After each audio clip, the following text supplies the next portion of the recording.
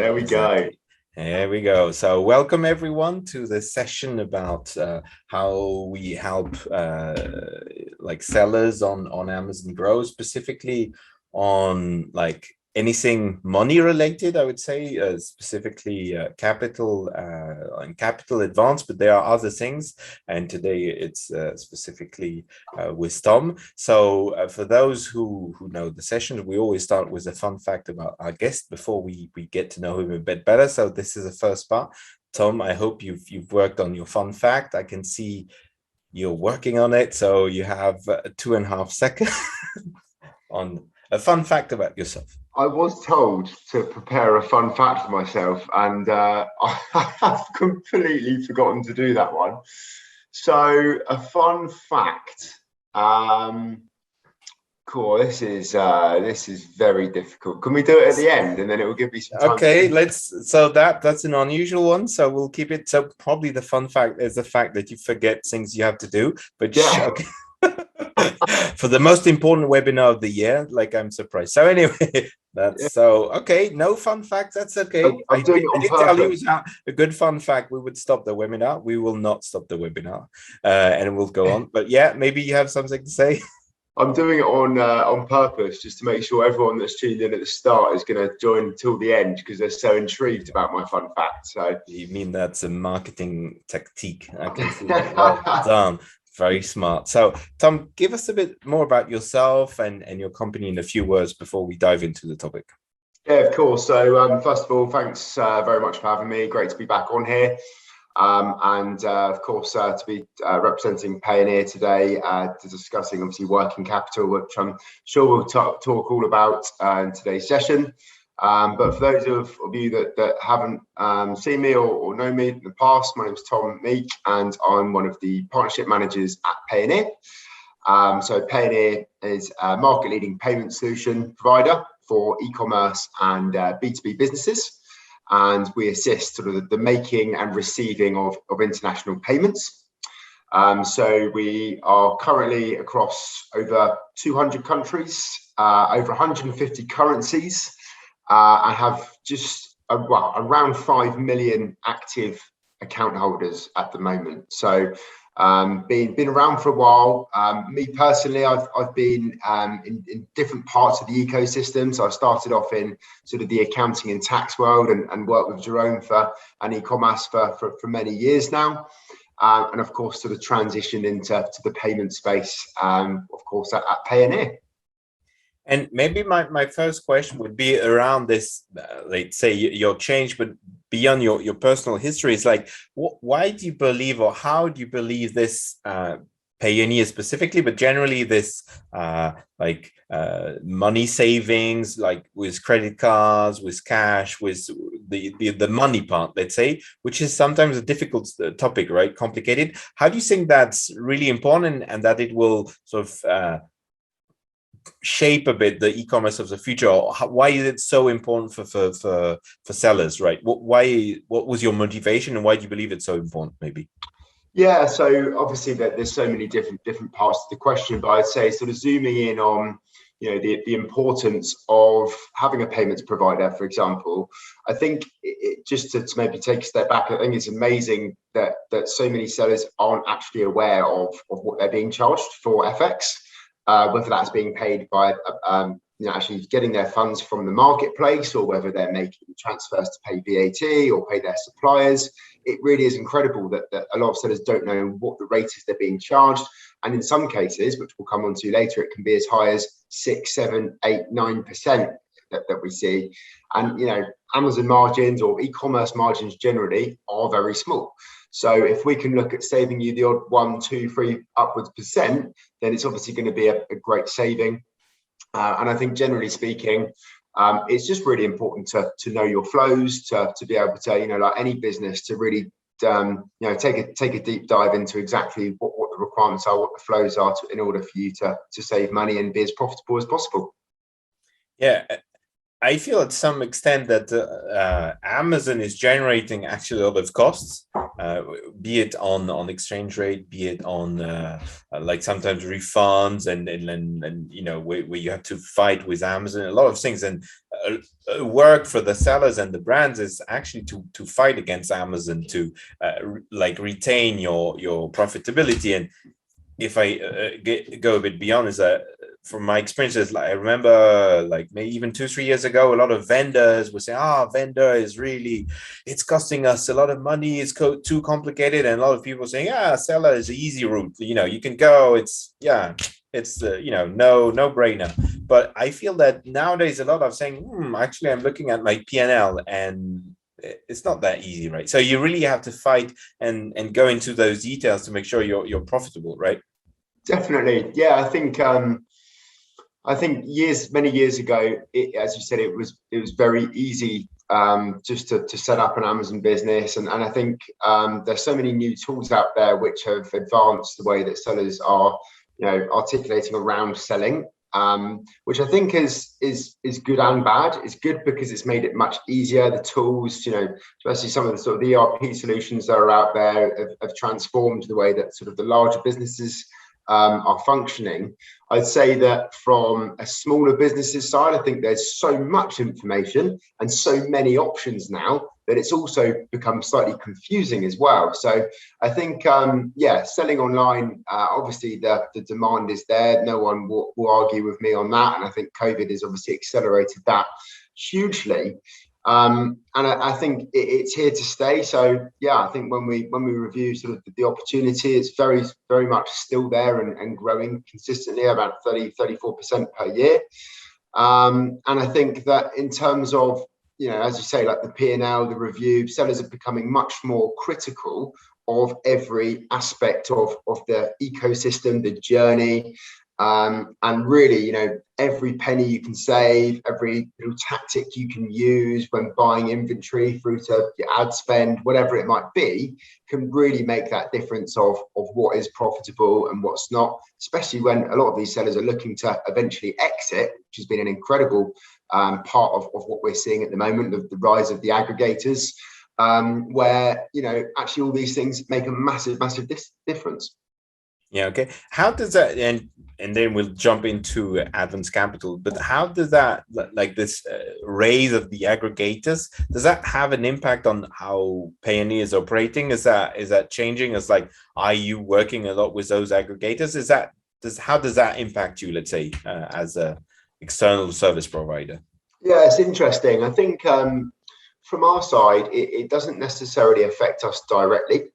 I would say that, back to the point of from a seller's point of view, they are being much more critical of that journey of how they expand, how they set things up. So I think a lot of sellers are becoming much more savvy that they do need a payments provider earlier on, and that will end up saving them money. It will, just mean that a lot of the things that would cause more hassle are much easier. So I would say it hasn't directly affected us. We are working with the aggregators directly, and because of our working capital solution, which of course we're going to be talking about today, it means that a lot of businesses that haven't been accepted to be sold to an aggregator, there will normally be, for a number of reasons as to why that isn't the case, or why they're not attractive enough. So part of a new initiative that we're running is going to be an accelerator program where sellers that are wanting to scale quickly can come to us and get the capital they need to be able to grow and to fill the shoes that they need to fill in order to actually to have a successful exit. So that's the way we're sort of working alongside them. But yeah, apart from that, I wouldn't say that that's really shaped or changed the way that we operate as a company. Okay, and let's piggyback on that last point you said. Like, you're helping brands to expand quickly and helping them on that capital thing. So I think that's very close to our topic, and the idea, and that's super interesting because indeed a lot of brands, and we work with very big brands, and obviously capital is not their issue, as they have different issues. And we work also with very small brands where it's like a couple or he and him, and they created their brand. And indeed the question is always, okay, I have to buy my container in China. Now my container is 10 times more expensive and all of that. So it's becoming super complicated. How do you help that? So how does it work generally, and how much? Because like some people will say, I have to pay, my container is 50 grand in total, and I have to have one coming to Europe, maybe one to UK, one to mainland Europe, one maybe to US. How much can you have? What's the kind of the dynamics?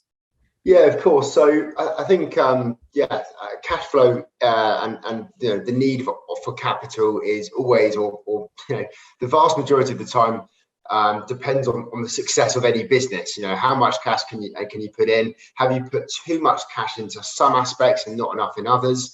And I think that the point you raised there is around inventory. It's around general costs that might come out the blue, or rising inflation costs that's due to the pandemic, due to the cloud issues. There's so many different things that can influence your supply chain, really. So I think that's a good place to start. I think Payoneer's come out of a working capital solution. We know it's a requirement. Over 60% of businesses regularly struggle with cash flow. So it's very evident, especially for e-commerce sellers, because of these fluctuations, that they're going to need some sort of injection of cash at different stages. No matter how big or small you are, Payoneer have sort of adapted a new solution which is for e-commerce sellers. Okay, so and that's really important, because we're very different from how a bank loan would work. It's an injection of cash as an advance for you to further expand. So I'm sure we're going to come on to what is required within that. But I suppose the ways that we can help is that once you've got your Payoneer account, we're able to offer a certain amount of money to you in order for you to remove the issues of not being able to afford things as you wait for the cash to come through. Okay, so it's a bit in a form of advance in cash, right? Exactly. So, and it's probably linked to an element of how your sales velocity. So probably it's once you're logged into the seller account, so to speak, you can see what's happening, and then sort of define on the results how much you can help. Is that correct?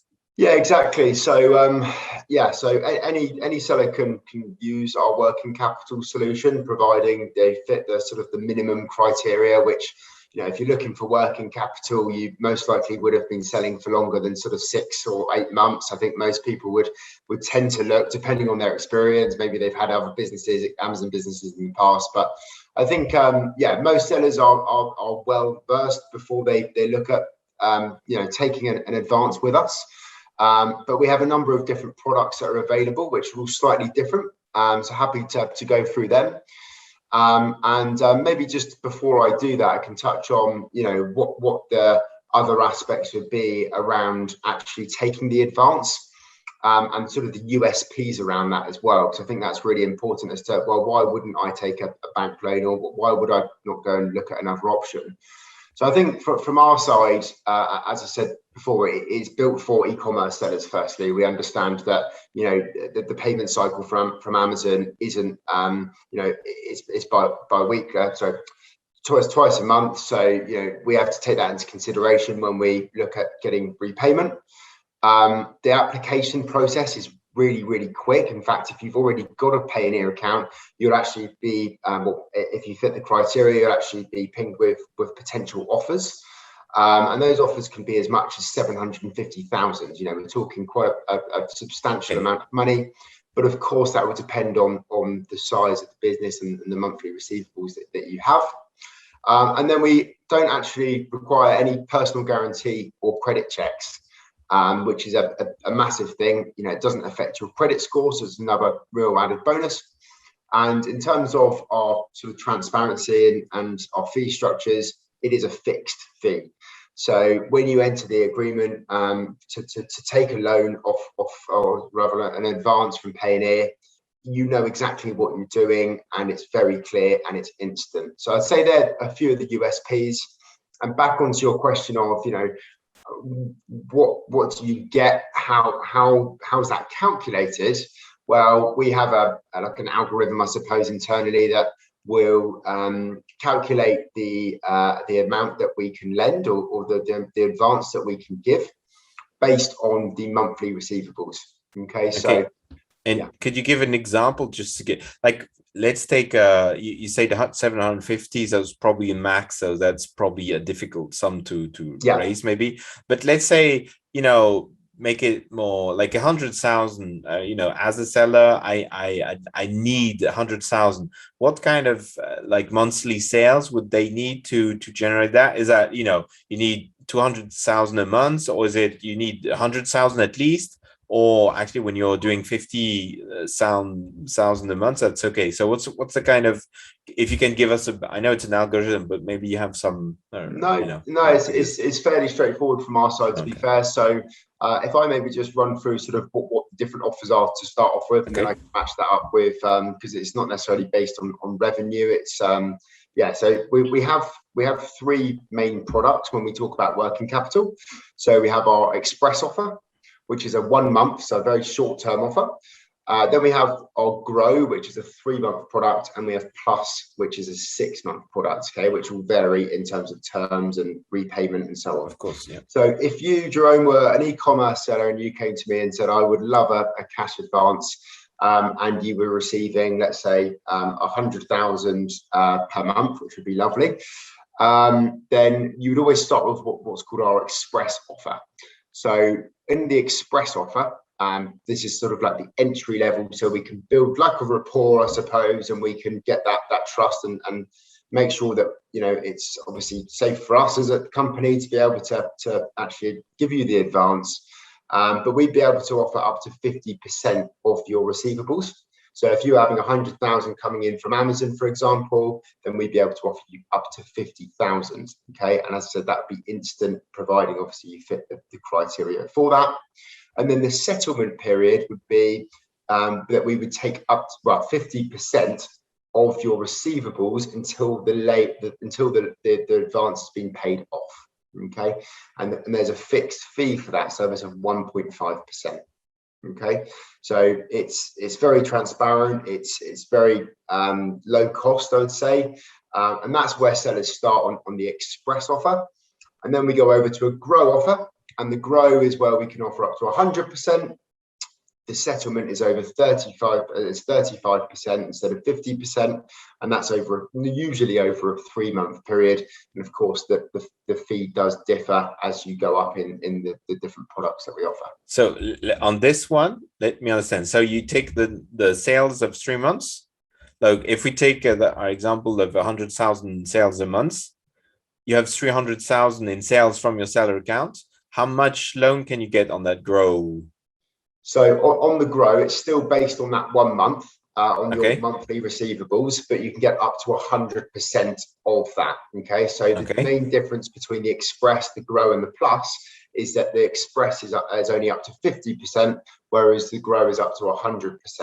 And then because you're borrowing, or because you're taking that advance for a larger amount, the settlement period is usually over a 3-month period. So we would take 35% back of every sales.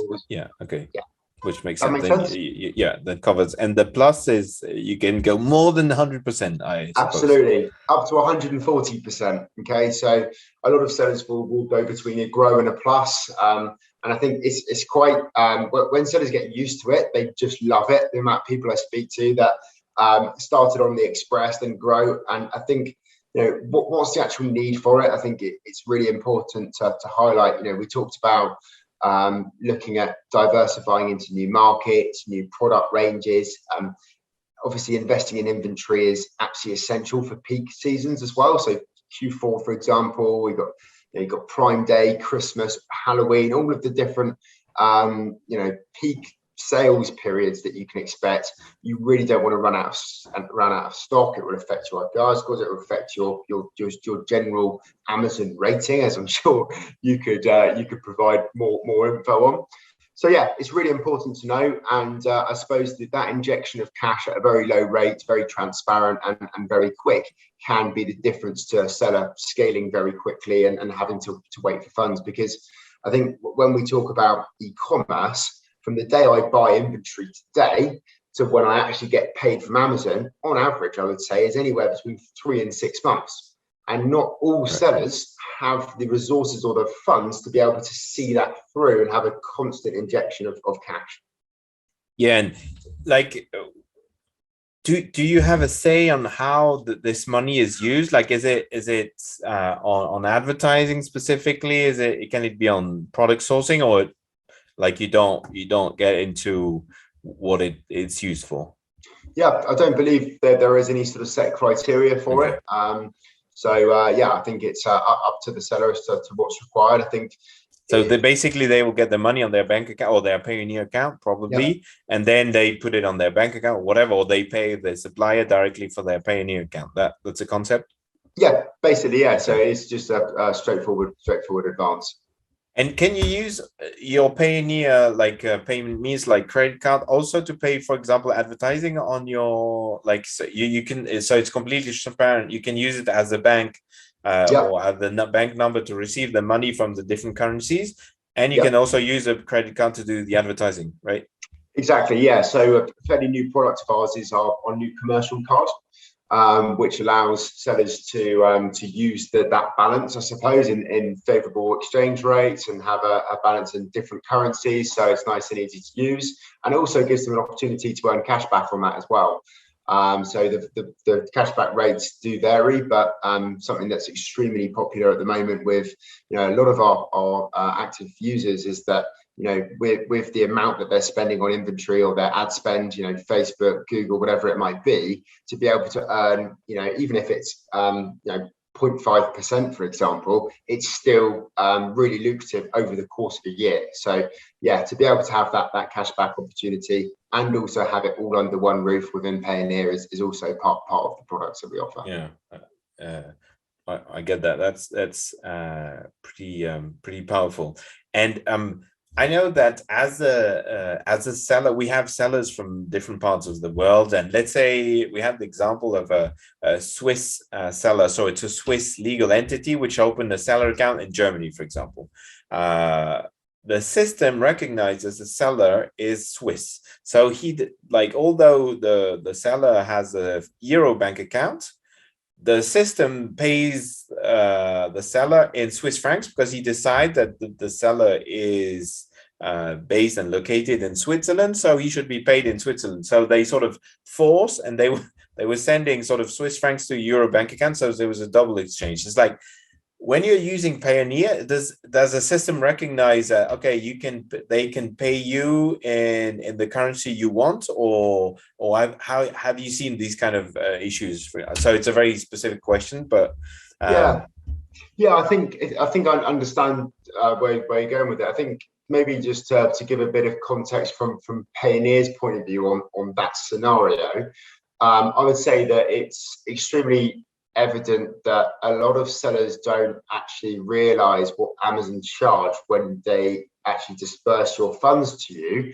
When, let's say, you're a UK-based seller in this example, and you're going to be receiving your funds from Amazon.com or Amazon Australia, wherever it might be, if there's a different currency involved, then if you've actually got your own bank details, as you've said, in your example, in a different country, then that can cause issues, and because you're obviously going to get hit by the conversion.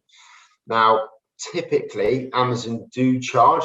It has come down in recent months or years to around 1.5%.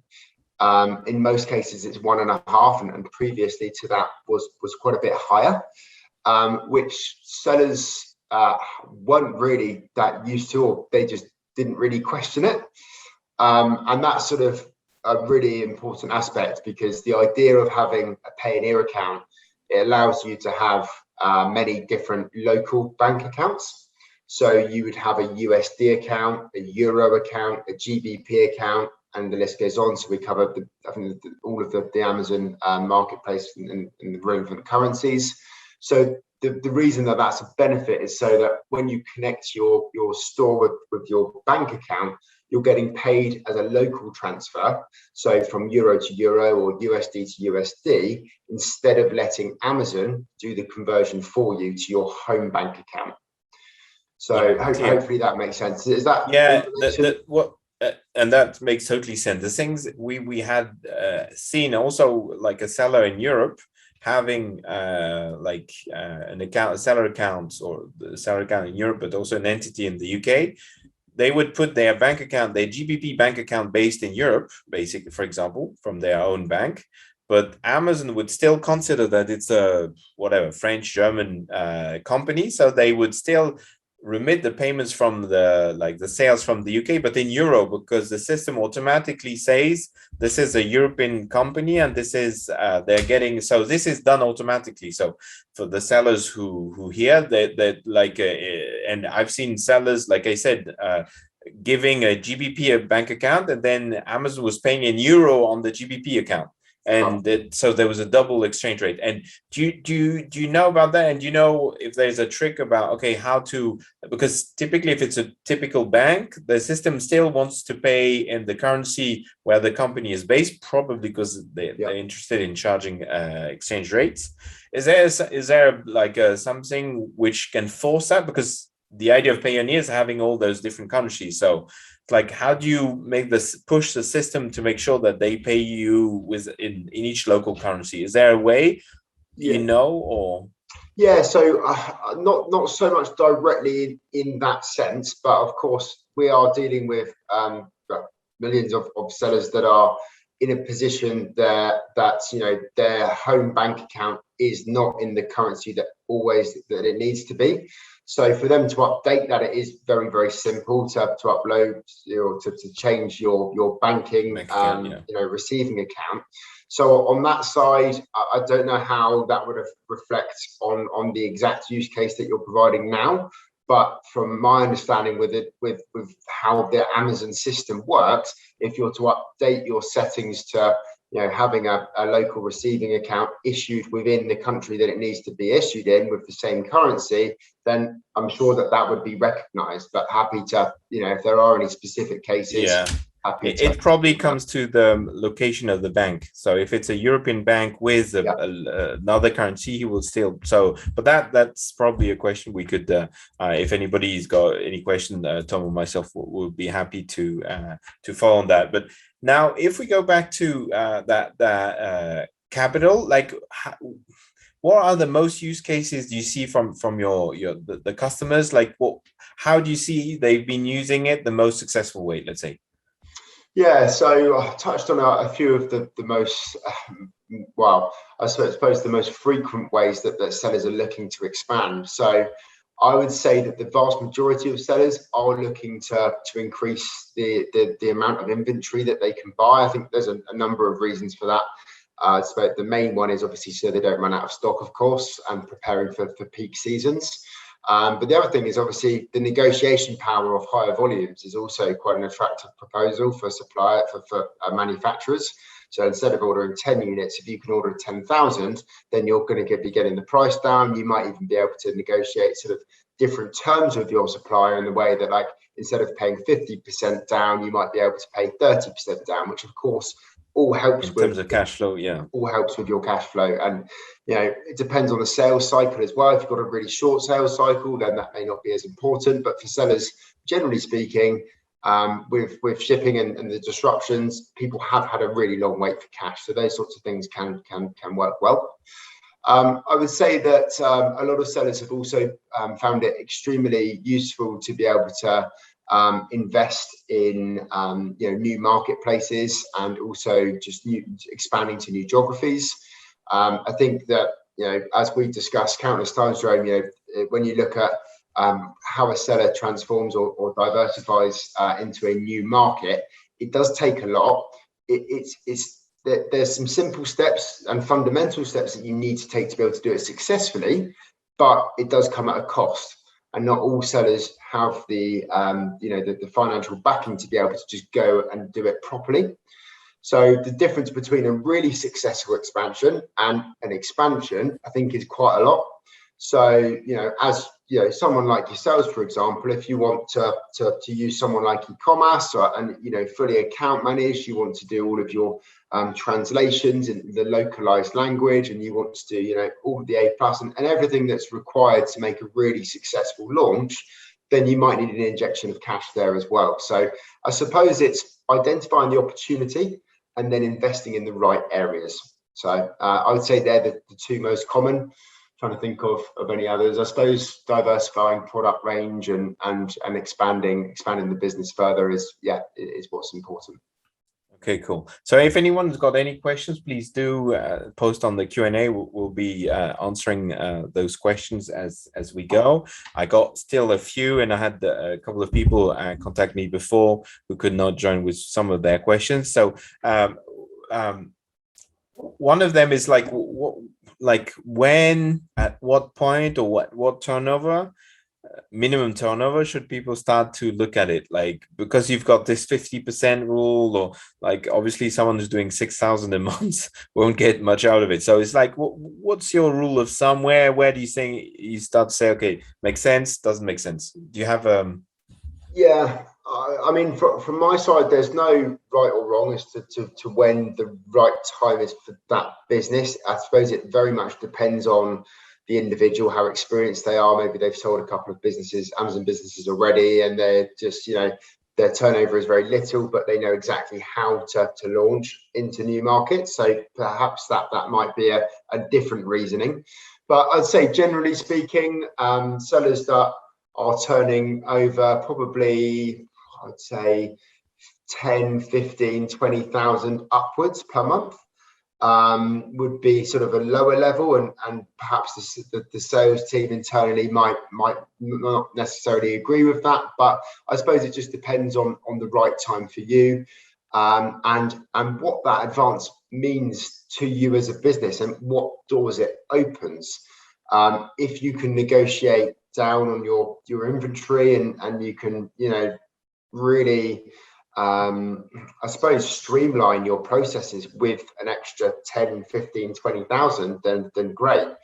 But I'd say that it's most effective for slightly larger sellers, based on the volume that they need.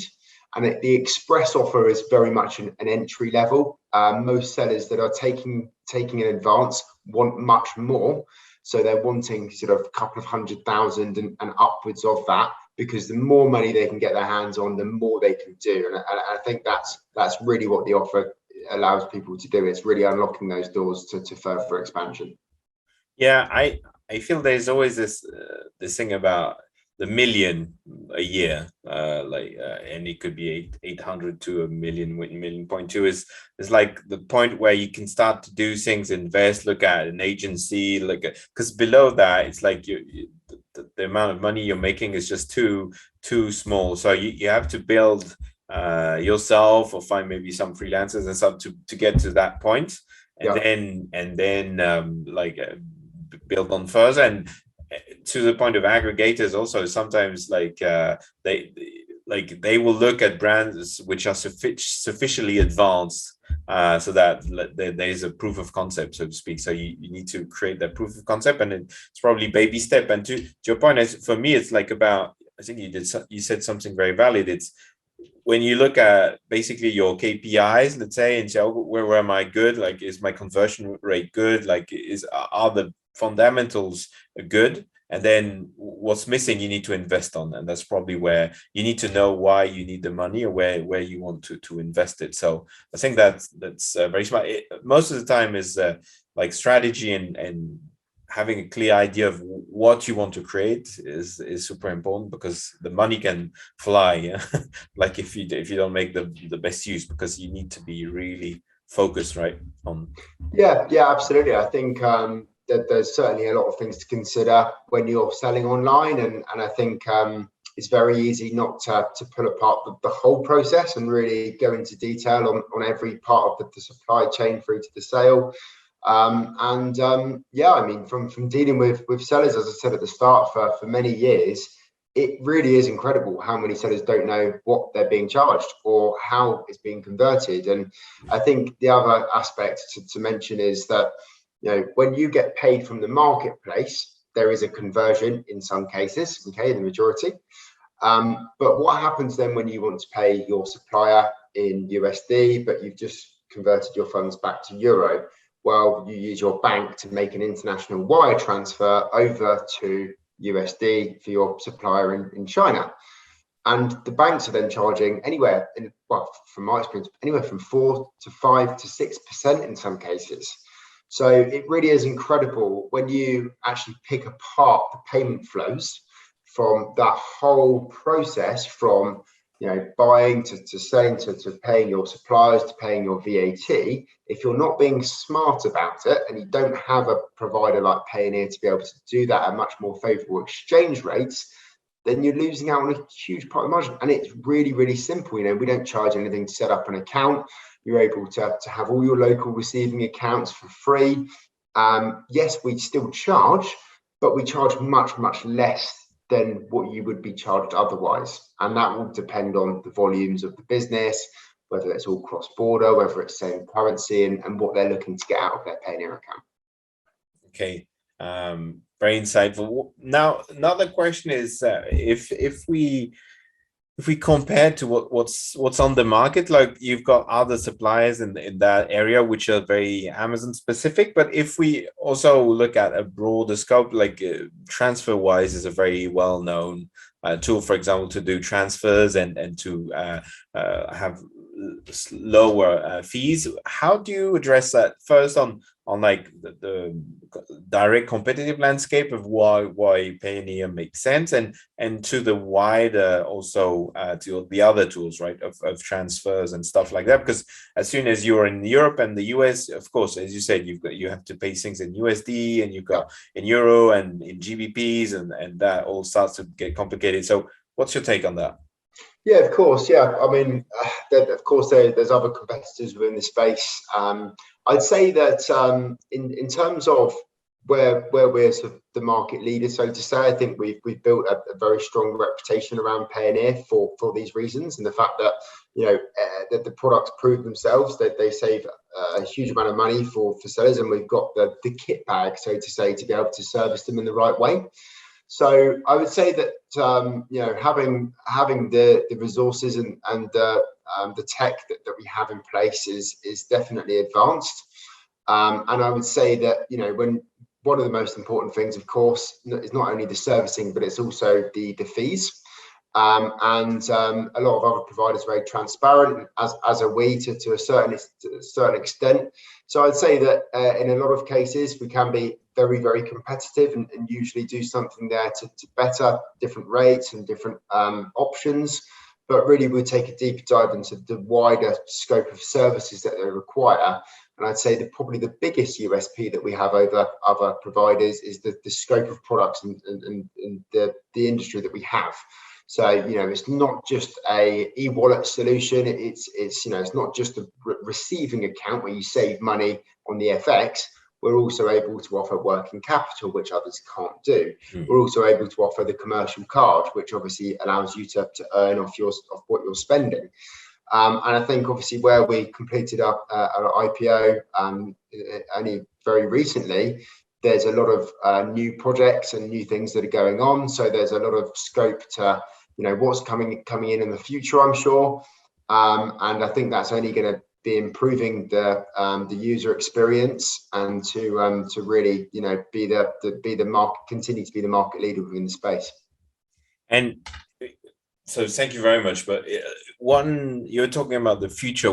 Where do you think that, like specifically in this environment of yours, where do you think we will be heading to? What do you think? Like, we need your crystal ball, and what's going to happen? What do you see are the big trends, or which would be interesting to our audience of sellers of, okay, what would make sense here? Very difficult question. Yeah, difficult question to answer. I mean, from Payoneer's perspective, I'm not too sure on the direction of exactly what projects are being worked on, but I know that we're wanting to be, continue to be the leading provider within the payment space, but also like on a wider level as well. So other areas in which we can get involved in to make the seller experience much better, but also to look at new verticals and new potential opportunities for us to get involved in, which makes sense within the payments ecosystem. So yeah, I'm sure there's a lot of exciting things that are going to be coming out over the coming months. But I think obviously we're just with the amount of additional cash and opportunity that the IPO has brought. It's definitely going to be some exciting times ahead. But in terms of like directly right now, what it is, I struggle with giving you an exact answer. But I'd say the space generally, is evolving very frequently, and there's so many new opportunities, for e-commerce, for Payoneer, whoever it may be, to get involved in. And would you just a question like that? Do you think at one point Amazon may provide loans to sellers? Is that something which you heard noises of, or because they're so cash rich that they could they do actually offer a sort of a solution already, so they are actually able to do that. So talk about competitors, Amazon are able to do that. I'd say that the biggest differentiator between that us and Amazon on that front is that if you don't repay Amazon have a lot more, they have your whole business to stop, to suspend, to freeze, to have control of. So yes, another great solution, but I'd say that a lot of people would prefer to come to Payoneer for that, because it's outside of the remit of having the loss of control, and it's not nice to talk about those situations, and God forbid, hopefully it won't happen to anyone watching or to anyone at all. But it's I suppose it's some sort of sense of security that the business will continue unsuspended if there was an issue for whatever reason. It's a bit like when Amazon's proposing to do VAT. It's like when something you prefer to keep to yourself, right, than to give it to Amazon. But it's interesting. Is it in the States only, or is it everywhere where they offer? Do you know? I don't know exactly what the offer is. I believe it probably would be US definitely, and throughout the UK and EU, I would presume. But yeah, it's obviously there's always going to be competitors out there, and I suppose not saying on invite only or something. Yeah, I would imagine it would be an invite only, but yeah, I'm sure it's all available online if sellers are interested in comparing. But yeah, we have very favorable rates from our side, and obviously with no personal guarantees and credit checks, also like a really nice added bonus to have. And maybe as a closing part, it's like, do you have an example of what went wrong for a seller? For example, what went super well, just not to have only super news, but it's like what you've seen. So you haven't been with Payoneer for 20 years, but like maybe you've seen already things which you would say, okay, be careful because that can go wrong. And on the other side, it's like a success story you can share, because that gives a bit more of an example, like live example. Yeah, so I would say that not like a direct example, but I would say where sellers would tend to go wrong, it would be a case of that they've put too much money in certain aspects, so overspending in the wrong areas. And it's very easy for me to say that, and of course with any business you can say that, but I would say that to be extremely mindful of the demand, and to make sure that you're fulfilling that suitably, and not overspending on inventory, but also not underspending as well. It's a very fine balance. I'd say that some sellers are using advances for ad spend, and yeah, ad spend is great, and something that obviously I'm sure you, Jerome, could comment on this. But some sellers do spend too much on ads, and it's an interesting balance again. So I would say that from a perspective of how sellers should be very mindful, and how it can go wrong, I'd say put the money in the right aspects before you expand to a new market. Make sure you do the due diligence. Make sure you know there's a market for it. Make sure that you test it, trial it before piling in tens of thousands, hundreds of thousands of pounds of your own money or an advance, and make sure it works. Make sure it's a profitable exercise. And I'd say that success stories, where there's been thousands of success stories that are shared consistently on Payoneer's feed, some of which are incredible. A few, just generally from that have stayed with me, and things that I remember from that is, individuals that have come to Payoneer and were able to save sort of 7, 8, 9% in some cases of, multi-million pound companies. And that really enabled them to free up their cash to obviously have more money to be able to invest and to expand into new marketplaces, to not actually just rely on Amazon, but to look at Rakuten, to look at Allegro and OnBuy and so on. And that really has transformed the way that they work.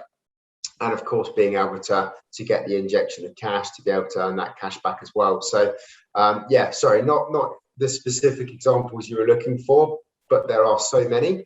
And it's proven within how many sellers are so happy with Payoneer. Of course, with over 5 million users, we must be doing something right. that without a doubt. And just a final question on, how much savings can you expect on the exchange rates? Typically, if you decide, okay, from today, I'm moving from my bank account typical to Payoneer accounts in my different currencies. What kind of savings could you expect in percentage? So I'm not sure on the exchange rate. So typically, okay, whatever you make 100,000 in terms of sales on the different currencies, you implement that. So obviously, there is an exchange rate on partial of that on the partial payments. How much in terms of percentage can you expect to gain? Just to the size of the price, let's say.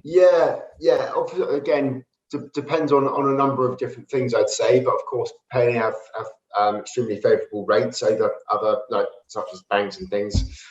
So it will work out in the seller's favour. But I'd say that when you look at conversions and what's built in, let's say from Amazon, for example, it's very rare that we wouldn't be able to at least save from someone that's using Amazon to receive funds at least around from anywhere from 0.75 to 1%.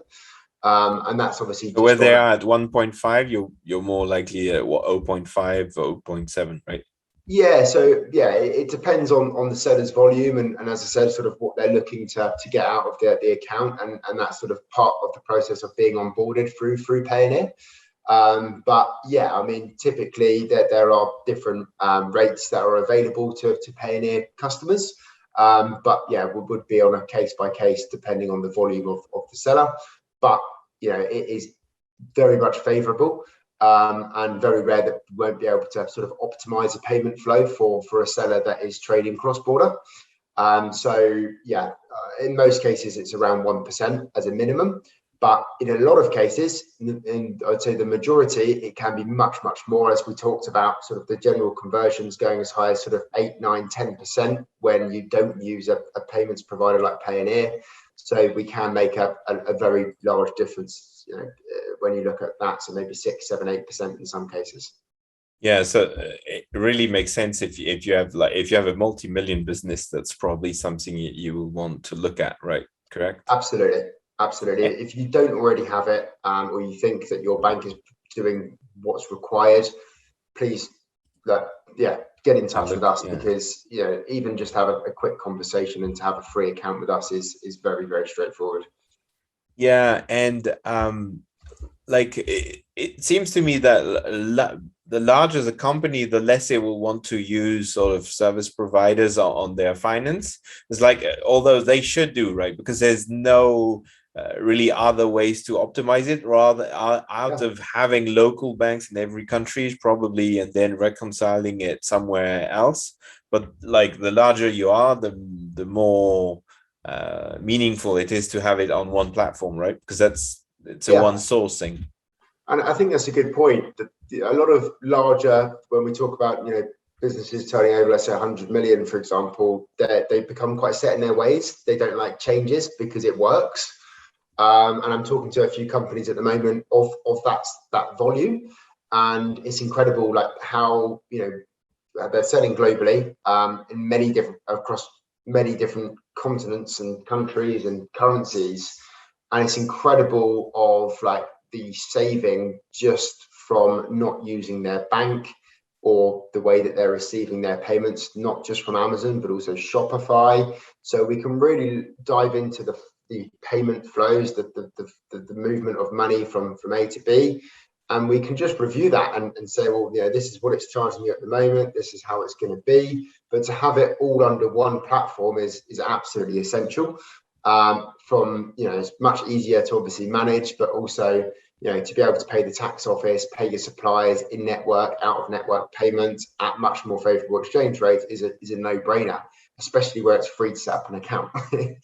Yeah, no, that's a great insights. Thank you very much, Tom. It's been a great session. I think it's often overlooked that, okay, you've got savings to do, and as we were talking about that, like profitability is a big question mark with Amazon if you're a vendor, but also if you're a seller, because the costs tend to pile up. Like FBA costs tend to increase. If you're only your stock in Germany, you've got 50 cents additional, this and that, so the like things tend to load up, and you need to be careful, even though you're selling at the end user price, like MSRP, and not at the cost price. So anyway, thank you very much, Tom. We will have another session on the 30th of September with Andrew Pearl to talk about using data.